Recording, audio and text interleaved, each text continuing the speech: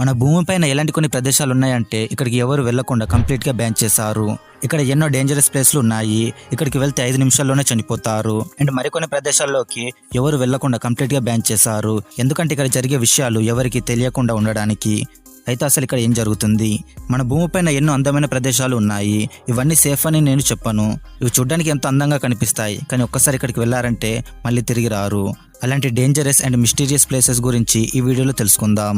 Number 1, area 51 USA secret military base.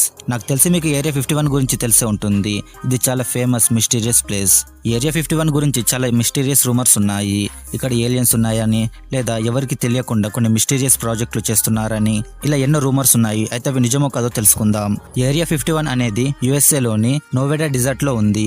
Area 51 అనేది ఎలాంటి ఒక మిస్టీరియస్ ప్లేస్ అంటే దీనిపై నుండి విమానాలని కూడా ఫ్లై చేయనివ్వరు.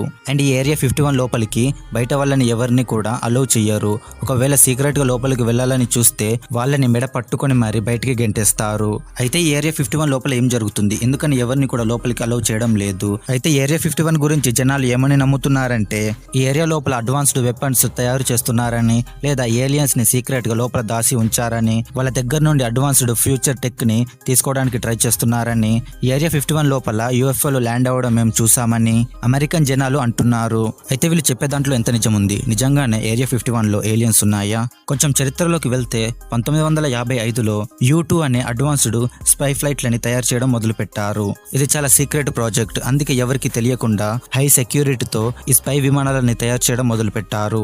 కేవలం U2 విమానాలనే కాకుండా హై యాటిట్యూడ్ ఉండే అడ్వాన్స్డ్ ఎయిర్ క్రాఫ్ట్ లని కూడా టెస్ట్ చేసేవారు. ఏరియా 51 గురించి ఎన్ని రూమర్స్ ఉన్నప్పటికీ అక్కడ US గవర్నమెంట్ ఏమని చెప్తుందంటే ఇది కేవలం నేషనల్ సెక్యూరిటీ అండ్ అడ్వాన్స్డ్ టెక్నాలజీని తయారు చేస్తున్నామని చెప్తున్నారు. అయితే ఏరియా 51 యొక్క పర్పస్ ఏంటి అంటే ఎయిర్ క్రాఫ్ట్లని తయారు చేసి వాటిని టెస్టింగ్ చేయడం. అయితే మరి అక్కడ జనాలు ఏరియా 51 లోపల UFOలు అదే ఏలియన్ షిప్లు ల్యాండ్ అవ్వడం మేము చూసామని చెప్తున్నారు. అందులో ఎంతవరకు నిజం ఉంది? అయితే అఫీషియల్ గా US గవర్నమెంట్ ఏమని చెప్పిందంటే 1947లో ఏరియా 51 లోపల ఒక వెదర్ బెలూన్ అయితే క్రాష్ అయింది. దాన్ని చూసి మీరు UFO అనుకుంటున్నారని చెప్పారు. అండ్ అలాగే ఏరియా 51 అనేది సీక్రెట్ మిలిటరీ బేస్ కాబట్టి దీనిపై నుండి విమానాలని కూడా ఫ్లై చేయనివ్వరు. అయితే ఈ ఏరియా 51 గురించి మీ అభిప్రాయం ఏమిటి? కామెంట్ చేసి చెప్పండి. Number 2, Chernobyl reactor. Number 4, Ukraine. Guys, April 26, 1986లో యుక్రెయిన్లోని చెర్నోబిల్లో ఒక మ్యాసివ్ న్యూక్లియర్ ఎక్స్ప్లోజన్ జరిగింది. ఆ ఎక్స్ప్లోజన్ వల్ల డెడ్లీయెస్ట్ రేడియేషన్ రిలీజ్ అయింది. అయితే అసలు ఏం జరిగిందంటే ఏప్రిల్ 26, 1986లో చెర్నోబిల్లోని న్యూక్లియర్ పవర్ ప్లాంట్లో నెంబర్ 4లోని RBMK రియాక్టర్లో లో పవర్లో టెస్టింగ్ చేస్తున్నప్పుడు లోడింగ్ పడి అవుట్ ఆఫ్ కంట్రోల్ అయిపోయింది. అవుట్ ఆఫ్ కంట్రోల్ అయిపోవడం వల్ల మ్యాసివ్ ఎక్స్ప్లోజన్ జరిగింది. ఆ ఎక్స్ప్లోజన్ కి ఫైర్ అంటుకొని మొత్తం డిమాలిష్ అయిపోయింది. దాంతో అత్యంత భయంకరమైన రేడియేషన్ వాతావరణంలోకి రిలీజ్ అయింది. ఈ ప్లేస్ లో రేడియేషన్ లెవెల్ చాలా ఎక్కువగా ఉంటుంది. అండ్ ఇది చాలా అంటే చాలా డేంజరస్. ఇక్కడ కొంచెం సేపు ఉన్నా మన ఆరోగ్యం పూర్తిగా పాడైపోతుంది. అండ్ ఈ రేడియేషన్ నెమ్మదిగా మనల్ని చంపేయొచ్చు కూడా. ఈ ప్లేస్ అంతా కూడా రేడియేషన్ తో నిండిపోయి ఉంది. అయినప్పటికీ కొంత భాగం టూరిస్టుల కోసం ఓపెన్ చేసి ఉంచారు. అయితే అత్యంత భయంకరమైన వాతావరణం ఉండే ప్లేస్ కి మీరు కూడా వెళ్తారా? సట్సీ ఐలాండ్, ఐస్లాండ్. గైస్, ఐస్లాండ్ యొక్క ఈ సట్సీ ఐలాండ్ కి ఎవరు వెళ్లకుండా బ్యాన్ చేశారు.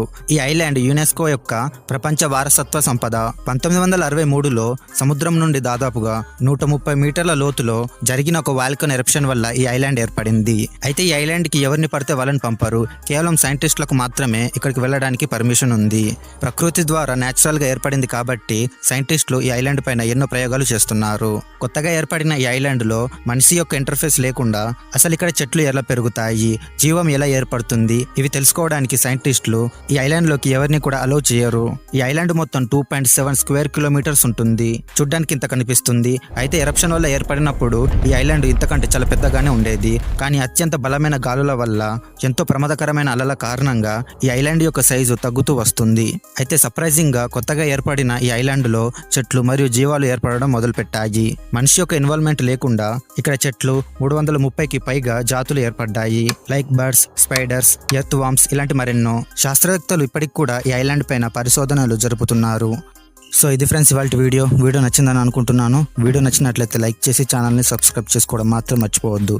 మరొక వీడియోలో మళ్ళీ కలుద్దాం. Thanks for watching.